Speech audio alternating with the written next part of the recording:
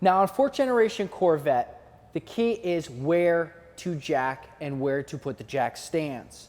Now they're completely different from 5th and 6th generation Corvette because they do not have a full frame that is readily accessible. If you'll note here, this states jacking location. Now what this is for the factory equipped jack, which is normally located either behind the seat, in a storage compartment, or with the spare tire carrier. Now, this is plastic. There is a pinch weld behind it where 3 pieces of metal meet that the factory jack slides into. However, when you're using a rolling floor jack, it is actually better to move inside. Where my fingers are, there is a larger pinch weld.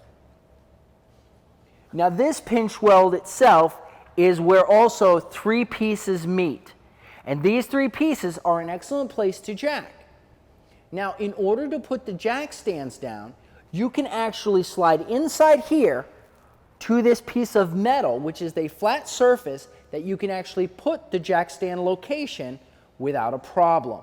Then lower the vehicle down onto the jack stand slowly, and it will set in position without creating any damage.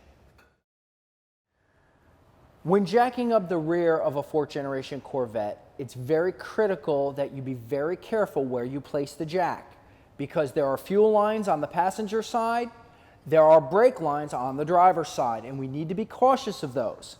Obviously, we can see the jacking location for the factory jack. That's okay if that's what you're using.